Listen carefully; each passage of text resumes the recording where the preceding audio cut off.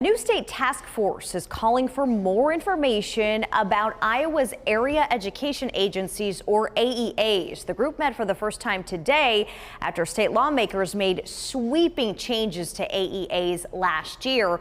Chief political reporter Amanda Rooker joins us in the studio with what that task force found out. Amanda. Well, Laura, this was a robust conversation. They met for roughly 5 hours today, a long conversation, and they had a lot to cover. As you mentioned, a new law made some major changes to the state's AEAs recently. Those agencies provide resources to all students with disabilities. They also provide general education services to students across the state.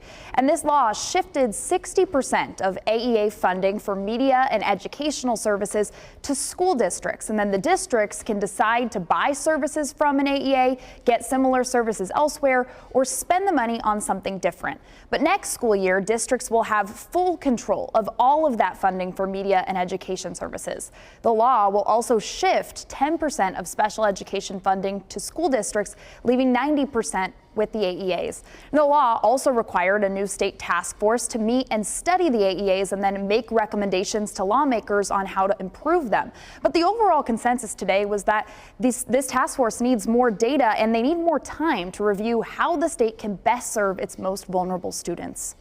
AEAs have been building this plane as they've been flying it right now. They have not had an opportunity really to dive deep into this new legislation and see what's working, what isn't working, I mirror that with this task force.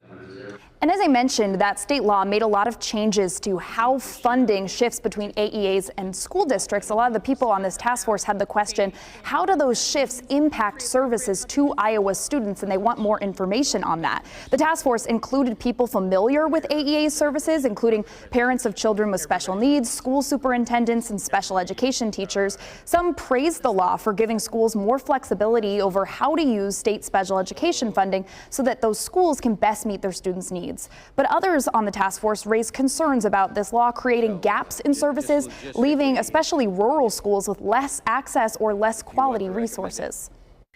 Thinking of how we can support all students and make sure that all of their outcomes are improved.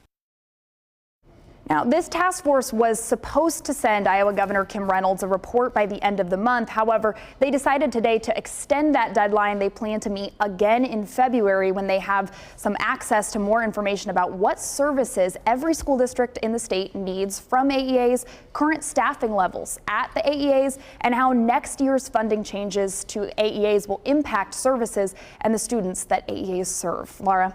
Amanda, thank you. The new AEA law sparked controversy at the Iowa State House for months.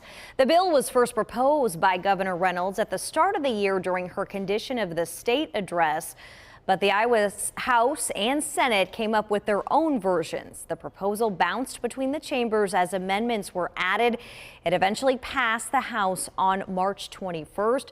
The Senate approved that version days later. Governor Reynolds signed the bill into law on March 27th.